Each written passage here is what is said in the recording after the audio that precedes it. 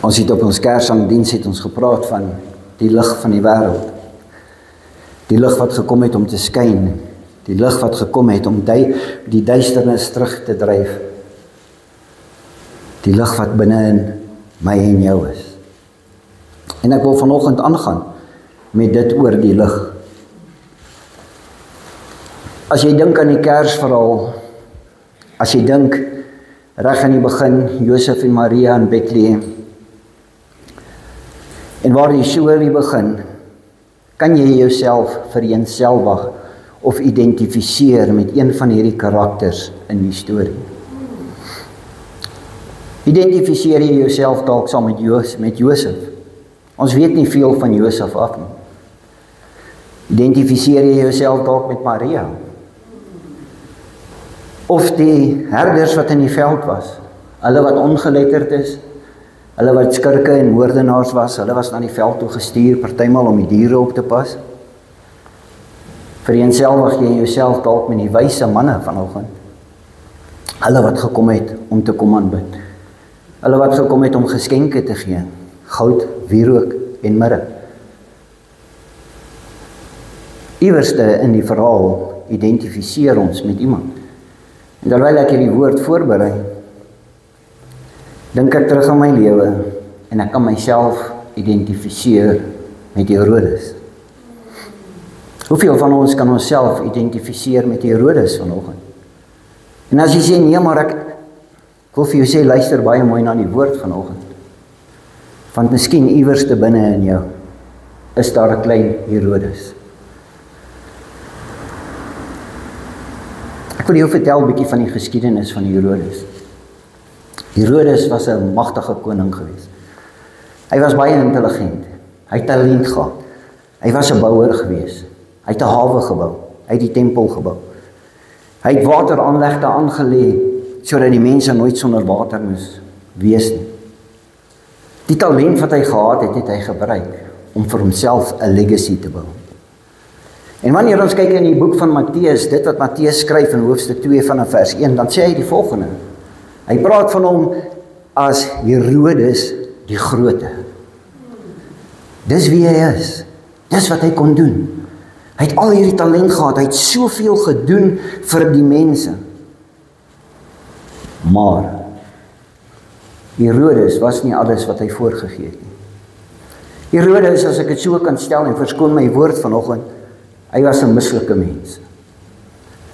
Hy was iemand wat 'n woede-uitbarstings gehad het. Hy was iemand wat gou kwaad geword het. Hy is iemand wat altyd sy wil gehad het. En as hy nie sy wil kon kry nie, dan het hy dit afgedwing.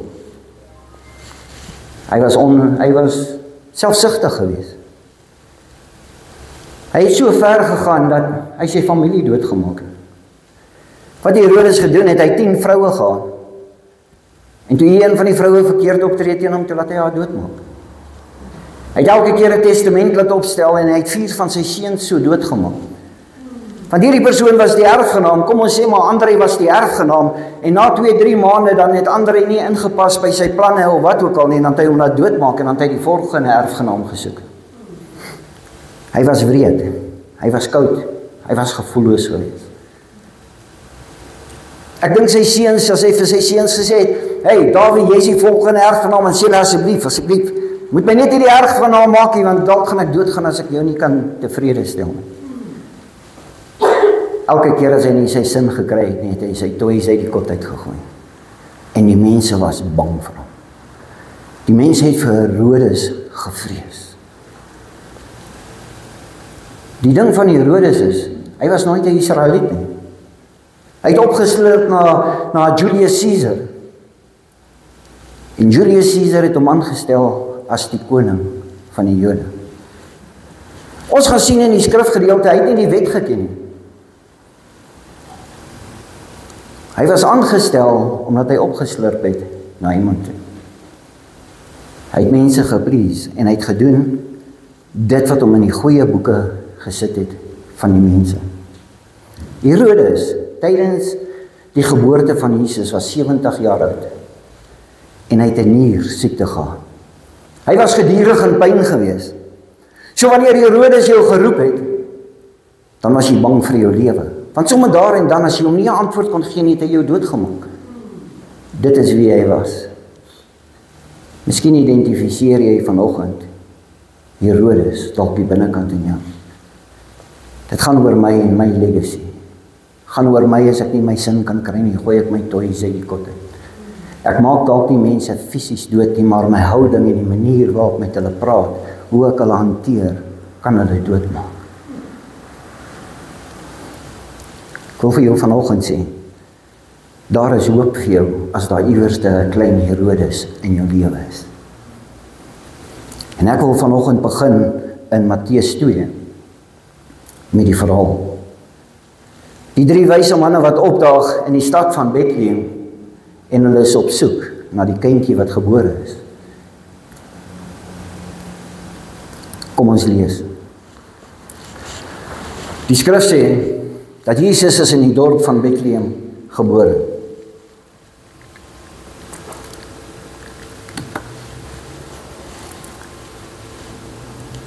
Oeps, hier verloor ek my plek gaan. Jesus is in die dorp in Bethlehem, Judea gebore, tydens die regeringstyd van koning Herodes die Grote. Sien, hulle het hom genoem, koning Herodes die Grote, as gevolg van sy talent, as gevolg van sy legacy, as gevolg van dit wat hy kon doen. Omstreeks daardie tyd het daar sterrekundiges, ons ken hulle as die wyse mense. Die Engelse Bybel beskryf hulle as die magi, maar hulle was die wyse manne. Uit die ooste het Jerusalem opgedaag, hulle doen toe navraag. Hulle begin om te vra, ons is op soek na die koning. Ons is op soek na hierdie koning wat gebore is, en ek dink die mense sê, sien, hulle wil nie hê dat Herodes ontstel moet word nie. Nou as jy opgelet het met die Kersangdiens, dan sou jy gesien het, ek het gepraat van Nero in plaas van Herodes. As jy dit nie opgemerk het nie, is okay, laat dit verbygaan. Maar dit was nooit Nero nie, dit was Herodes gewees. En hulle was bang gewees en die mense het gesê, bly stil, bly stil. Maar die 3 wyse manne het gegaan en hulle het met die koning gaan praat. Vers 2 sê, waar is die pasgebore koning van die Jode? Ons het sy ster sien verskyn en gekom om hom te aanbid. Die Amplified Bible beskryf dit soos volg. Where is he who has been born King of the Jews? For we have seen his star in the east, and it is rising and have come to worship him. Ek wil vanoggend vir jou eers verduidelik oor die worship in hierdie skrifgedeelte. Die woord worship is afgelei van die Griekse woord proskuneo. Wat beteken die volgende? It means to bow down, prostrate oneself, or show reverence and homage, implying deep respect, adoration and submission. Hulle het gekom om hulle self te onderwerp aan die koning wat gebore is. Ek wil hê jy moet net die prentjie vanoggend insien. 3 wyse manne. Hulle is nie gered nie.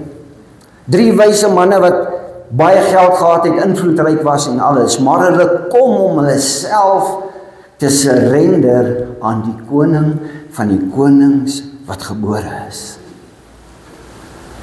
Hulle besef, daar is iets besig om te gebeur. Hulle besef, daar is iets groter as wat hulle is, en hulle kom om te aanbid. Wanneer ons praat van worship, dan dink ons aan die lofliedere wat ons sing. Ons dink aan die mooi liedjies, ons dink aan die liedjies van die vooraf, en ons sê so maklik we worship.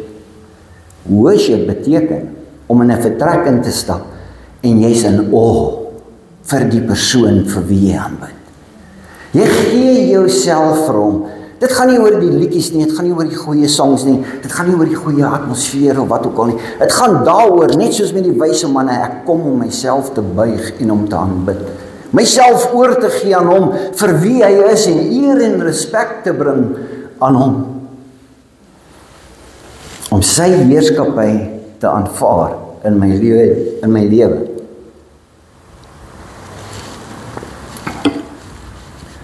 Hoekom ek sê Herodes was nie 'n Israeliet nie, want hy het nie geweet van die geboorte van Jesus nie. Hy was ongeveer, die navorsing sê, hy was 5 myl weg van waar Jesus gebore is en hy het dit nie geweet nie. Hy het nie geweet van die voorspelling van die profete nie. Hy het nie geweet wat Jesaja, Jeremia, Esegiel en al die profete gesê het oor die Messias wat gaan kom en wat gebore moet word nie. Hy was glad nie bewus gewees van al hierdie dinge nie. Hoor wat sê die woord in vers 3. Toe koning Herodes hiervan hoor, het dit hom hewig ontstel. Dit het hom kwaad gemaak. Hy was ongelukkig. Ek is in beheer, ek is die koning, dis my empire. Dit is waaroor dit alles gaan, dis my mense. En hy is ontstel daaroor, want iets gebeur in Bethlehem, waar hy die koning van Juda is, maar hy weet nie wat is besig om te gebeur nie. Die skrifgedeelte sê bietjie verder, so ook die hele Jerusalem. Kyk, jy moet verstaan, as jy geweet het wie koning Herodes is, as jy geweet het die geskiedenis van koning Herodes, dan was hulle net so bang geweest. Want as die koning kwaad is, dan is hy nie 'n maklike mens om meer te deel nie. So ook die hele Jerusalem. Hulle was ontstel. Ons koning is ontstel. Iemand gaan deurloop, iemand gaan dalk sterf vandag, omdat die koning so besluit het. Vers 4. Hy roep toe al die priesterhoofde en skrifkenners bymekaar en hoor by hulle waar die Messias gebore sou word. Hulle het hom geantwoord. Hy self het nie geweet nie, maar die priesters het vir hom kom sê. Hulle het vir hom kom sê in Bethlehem, soos wat die profete gesê het, sal daar 'n kindjie gebore word. Sal daar 'n heiland wees wat sal kom om mense vry te maak van die vloek van hulle sonde. Hulle antwoord hom in vers 5. In Bethlehem, in Juda, want die profeet het dit so voorgeskryf. En dan quoteer hulle uit die boek van die profeet. Dink oor hierdie storie. Oor die koning wat 70 jaar oud is, sy lewe is nie lekker nie, hy het 'n siekte, hy is heeldag in pyn en alles, en dinge gebeur in sy koninkryk waarvan hy nie weet nie. Hy is ongelukkig. Die hoofde word geroep in sy woede by. Ek dink hulle het by mekaar gekom net buitekant die raadsaal waar hulle dalk moes gewees het en gesê het, asseblief, ons is so bang vir hom, kom ons antwoord net wat ons kan vandag vir hom, kom ons ontstel hom nie verder nie, want anders is die kans so goed dat hy een van ons sal doodmaak. Jy sien, hy was onvoorspelbaar gewees. En as gevolg van sy pyn en alles wat hy gedoen het, het hy nie graag teenkanting ervaar nie. Herodes wou seker gemaak het dat sy familie bly op die troon. Herodes was bekend gewees, hy het slegte keuses gemaak. En ons gaan daarna kyk in die skrif. Soveel kere as gevolg van woede, as gevolg daarvan dat dit nie oor hom gegaan het nie, of as gevolg daarvan dat iemand hom teëgegaan het, het hy sy toys uit die kot uitgegooi en dan het hy slegte besluite gemaak. Kan jy iewers jouself identifiseer met Herodes? Ek kom.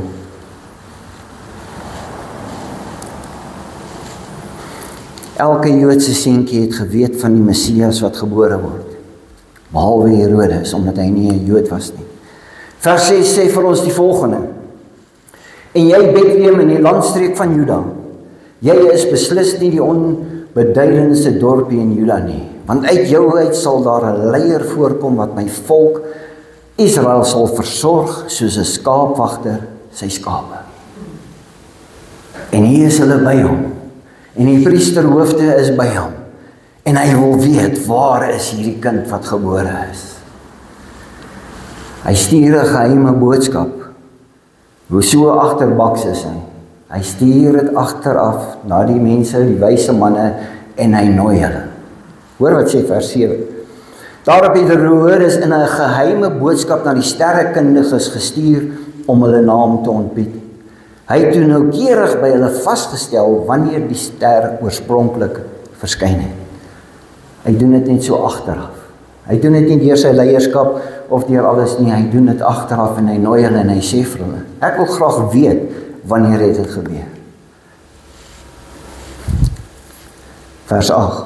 Daarna laat hy hulle na Bethlehem gaan met die opdrag. Hy sê vir hulle, gaan julle, hy gee die instruksie. Herodes wil in beheer wees, Herodes wil weet wat gaan aan, en hy gee instruksie, en jy moet sy instruksie uitvoer. Hy sê vir hulle, gaan vind alles noukeurig oor die kindjie uit.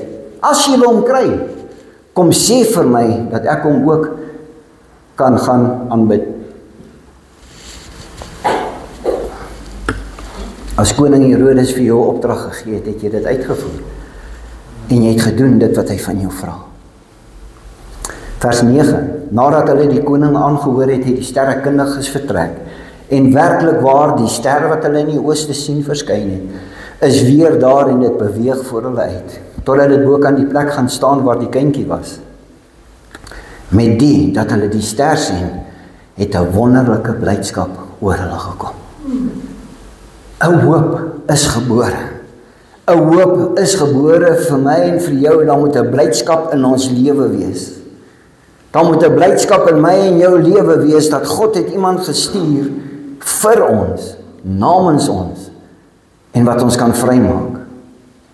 Toe hulle in die huis ingaan, sien hulle die kindjie by Maria sy ma, en hulle val voor hom neer en aanbid hom.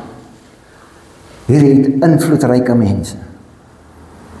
Hierdie mense wat die goud, die wirre, die mirre en die wierook gebring het, kom voor hom en hulle aanbid hom. Hulle sê, wauw, hierdie klein kindjie is die koning van die Jode. Hierdie klein kindjie is waaroor die profesie gegaan het. Ons kom en ons gee onsself om onder jou gesag te kan staan. Toe maak hulle kussies met kosbarehede oop en gee aan hom geskenke van goud, wierook en mirre. Hulle het blydskap gehad. Hulle het nie nodig om dit te gehad nie, want hulle was nie gelowiges nie. Maar hulle het geweet, dis iets wat gebeur. Die ongelowiges daar buitekant weet, daar het iets gebeur, dit wat ons sê, Kersdag is die geboorte van Jesus Christus, daar het 'n lig in die donker wêreld ingekom wat hoop bring. Maar die wêreld dryf dit uit en hulle het nie blydskap nie. Hulle het nie blydskap nie, want ons is besig om ons eie Herodes te wees en ons eie agendas te dryf. Hoekom dat ons nie vir hulle vertel van die hoop en dit?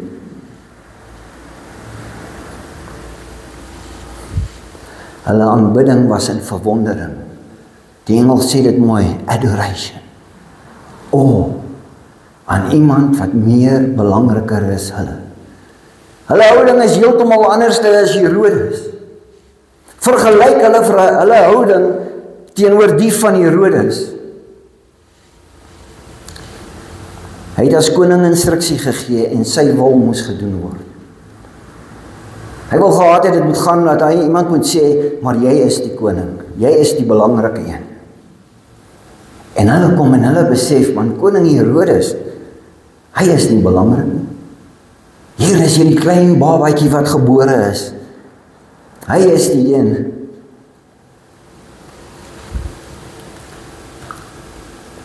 Koning Herodes, omdat die wyse manne hom veragsaam het woedend geword.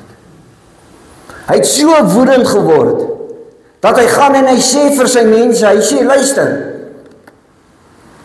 gaan en gaan maak elke liewe kind, vir onder die ouderdom van 2 jaar, gaan maak hom dood. Jy sien in sy woede, bars hy uit en hy maak 'n baie slegte keuse. Want selfs 2025 word dan nie gepraat van Herodes die Grote nie, daar word gepraat van Herodes die kindermoordenaar. Want dis wat hy was. Die wyse manne, hoor wat sê vers 12, maar omdat God hulle in 'n droom gewaarsku het, om nie na wie Herodes terug te gaan, het hulle met 'n ander roete huis toe vertrek. Toe Herodes agterkom, hy is uit oor hulle. Toe bring hy hierdie opdrag uit en hy sê, gemaak die kinders dood. Van 2 jaar af onders toe, en sy mense het gegaan, dink dit vir jouself, hulle klop aan die deur en daar's 'n kind, 2 jaar, hy weet nie of dit die koning van die Jode is, of die Messias is, of wat ook al nie, gee jou kind, hy moet doodgemaak word, dis die opdrag van Herodes. Herodes het nie getolereer dat daar gepraat word van 'n ander koning. Dit het oor hom gegaan en oor sy troon. Na die vertrek van die sterrekundiges verskyn daar 'n engel van die Here in 'n droom aan Josef en sê, Staan op en vlug met die kindjie en sy ma na Egipte toe. Bly daar tot ek jou sê om terug te kom, want Herodes gaan die kindjie probeer doodmaak. Josef het toe opgestaan en nog daar dieselfde nag met die kindjie en sy ma na Egipte vertrek. En hulle het daar gebly totdat Herodes dood is. Herodes is omtrent 'n jaar iets daarna sy oorlede. Herodes het probeer as gevolg van sy woede, as gevolg van sy siekte om selfmoord te pleeg.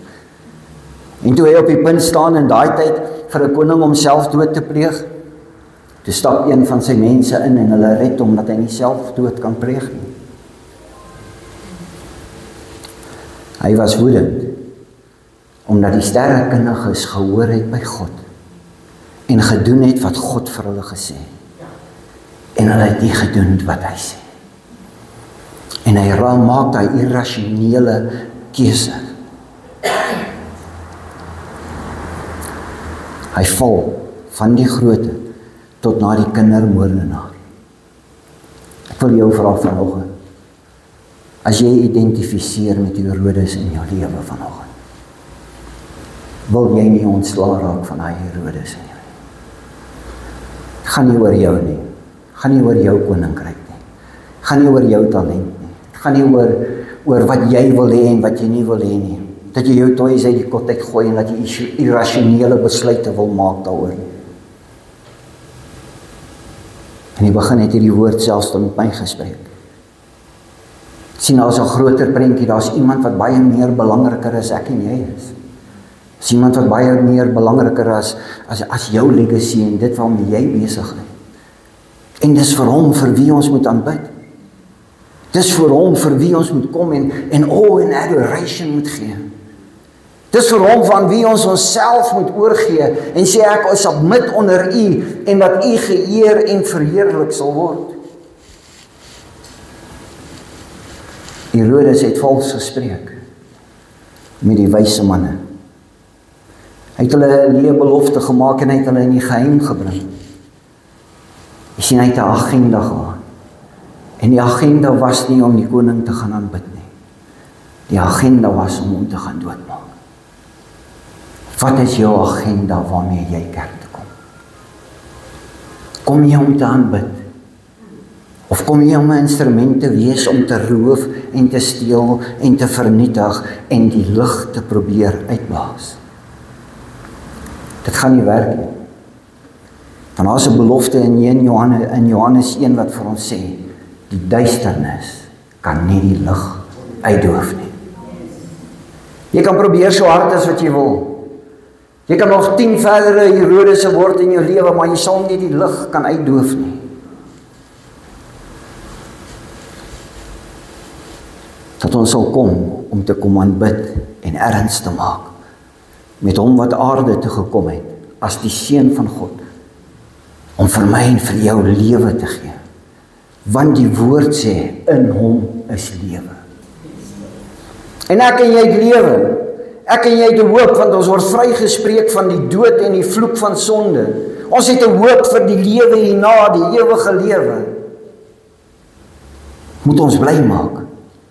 Moet ons opgewonde maak. Dit moet laat ons dink.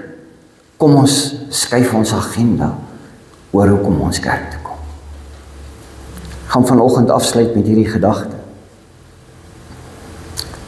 Of jy 2 jaar of 20 jaar terug jou lewe gegee het vir die Here, het daar 'n lig in jou geflikker. Was daar 'n lig hier aan die binnekant, want hy het vir jou lewe gegee en jy het die lig geword wat hom verteenwoordig. Iewers langs jou pad het jy dalk seer gekry.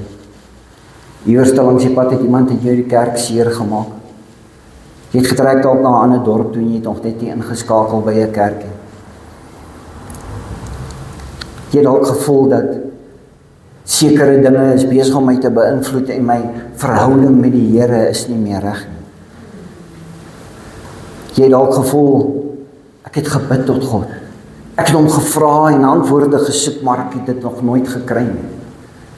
En daarom is jy nie meer betrokke in die kerk nie. Daarmee is jy nie iewerste waar jy deel is van 'n familie en saam met 'n familie kan werk nie. Miskien het jy net koud geword die binnekant in jou met jou verhouding met die Here. Ons is op pad na 2026 toe. Wil ek vir jou vra vanoggend, wil jy nie ontslae raak van Herodes en die eerste stap gee om terug te keer na die Here toe nie? Wil jy nie begin om jou lewe net om te draai? Ons is aan die einde van 2025, 2026 lê vir ons voor. Daar is hoop in die kind wat gebore is, daar is hoop in die Jesus kind wat sou kom sterf het vir ons. Wil jy nie die eerste tree weer teruggee na hom toe nie? Miskien sê jy, ek weet nie hoe nie. Ek weet nie hoe om te bid nie. Miskien kan jy begin om net te sê, Here, jy het lanklaas my stem gehoor. Maar ek is hier. En ek is op pad terug. Miskien die net one slip one om kerk by te woon gaan verander en jy gaan 'n tree gee om te sê ek gaan getrou kerk toe kom. Ek gaan kom met my agenda om hom te aanbid. Om hom te eer, om hom te verheerlik, om sy lof te besing en om koningheerskappy van my lewe vir hom te gee. Miskien wil jy net sê ek wil stil word voor die Here. En ek wil my eerste liefde weer ontdek wat ek vir hom gehad het, wat ek verloor het. 2026 sal ek betrokke wees iewerste in 'n plek of iewerste in 'n groep waar mense my sal bemoedig, waar ek opgelig kan word, waar ek 'n bydrae kan wees, waar ek saam is ons beter 'n spanspeler kan wees. As jy nie 'n spanspeler is nie, gaan jy op die kantlyn staan. En jy gaan toe kyk wat besig is om te gebeur en jy is nie deel daarvan nie. So neem daai eerste stap. Moenie wag tot môre nie. Moenie sê ek gaan net wag tot na Kersfees of dit is een van my nuwe jaar voornemens nie. Sê vir jouself ek gaan daai eerste stap begin vat. Om meer getrou kerk toe te kom en nie te sê jy sien my op Kersdag, Paasnaweek en miskien met 'n begrafnis nie. Ek is hier, want ek het my liefde ontdek vir hom. Ek is soos die wyse manne, ek kom om hom te aanbid. Jy moet vanoggend hierdie uitnodiging aanvaar wat die Here vir jou omgee. Begin net. Vat net daai eerste klein tree. Moenie uitstel nie. Sê rede hoekom jy vanoggend hierso is. Sien die vlammetjie is aangesteek hier binnekant in jou. En daai vlammetjie herinner jou oor dit wat hy vir jou gedoen het. Maar ons gedagtes is so, ek wil maar ek kan nie. Of ek wil maar iets het voorgeval. Moenie laat dit gebeur nie. Begin om vuurhoutjies en goed op daai vuur te gooi sodat daai vuur kan begin groei binne in jou. Daai klein vlammie binnekant gaan jou altyd herinner, daar is 'n God. Gaan jou altyd herinner, daar was 'n kruis. Gaan jou altyd herinner, Jesus Christus het gesterf aan daai kruis. Jy is my kind. En jy is nog steeds sy kind. Daar's 'n stem wat heroorweging bring vir jou. En jy kan vanoggend vir my sê, pastoor, jy weet nie waarvan jy praat nie. Daar's 'n stem wat al vir jou gesê het, begin bid. Daar's 'n stem wat al vir jou gesê het, begin om Bybel te lees. Daar's 'n stem wat al vir jou gesê het, kom net terug na my toe. Wat jou oortuig dat daar is lewe in jou en die lig waarvan jy gehoor het. Jy sien daai liggie wat in die begin daar gebrand het. Die woord sê vir ons die duisternis kan dit nie uitdoof nie. Hy's aangesteek hier binnekant jou en die duisternis gaan nooit hy liggie kan uitdoof nie. Die lig in jou wat jy dalk lank terug gevind het, is nog steeds daar. As ek afsluit wil ek jou herinner aan hierdie woorde van Johannes 1 vers 4 tot 5. In hom, Jesus, was daar lewe. En die lewe het gedien as die lig vir die mense. Die lig skyn in die duisternis, ja. Die duisternis het dit nie uitgedoof nie. Daai klein Herodes wat jy is, kan net die lig uitdoof wat God in jou geplant het. Herodes het probeer. Hy het gedink as ek daai kinders van 2 jaar en jonger doodmaak, sal ek die lig uitdoof. Hy het nie geweet wat sê die woord nie, die duisternis sal nooit die lig uitdoof nie. Ek wil ernstig hê, jy moet dink oor hierdie boodskap, dis dalk 'n ander Kersboodskap wat jy gehoor het vanoggend. Kom ons begin, I surrender all. I surrender all to him. Kom ons skuif ons agenda. En ons sê nie meer my wil nie. Nie meer hoe ek dit bepaal nie. Niks meer woede uitbarstings nie. Want die lig binne in my sal 'n lig wees wat skyn vir iemand anders. Amen. Jy weet wanneer ek en jy optree soos Herodes, is jou getuienis daarmee. Jy kan sê wat jy wil. En dis moeilik om iemand anders te weer te oortuig dat jy opreg was. As dit oor jou gegaan het en dit het oor die dinge van jou gegaan en wat ook al, en daai eerste keer, Herodes het sy legacy weggegooi. Moenie jou legacy weggooi vir dit waarvoor jy staan, omdat jy wil vashou aan die klein Herodes binne in jou nie. Raak ontslaaf van hom en laat jou lig skyn. En maak 'n verskil in iemand anders se lewe. Hy het 'n verskil. Jesus het 'n verskil in jou lewe gemaak. En hy vra vir jou, as my verteenwoordiger op hierdie aarde, maak 'n verskil in iemand anders se lewe. En ek wil jou uitdaag. 2026. Wanneer jy Januarie 2026, ouens noem dit 'n crossover diens, wat ook al hulle dit noem, oujaarsaanddiens. Maar moenie wag tot dan en vir jou sê, nou gaan ek verander nie. Want hoe langer jy uitstel, hoe moeiliker word dit vir jou om daai eerste treukie te vat. Daai eerste treukie te vat en te sê, Here, ek was lanklaas in U teenwoordigheid. Maar ek is hier. Laat U lig skyn. Laat die lig wat U gebring het, deur my werk om die duisternis weg te dryf. En dis die boodskap wat ek jou wil gee vanoggend. Kom ons kom om hom te aanbid.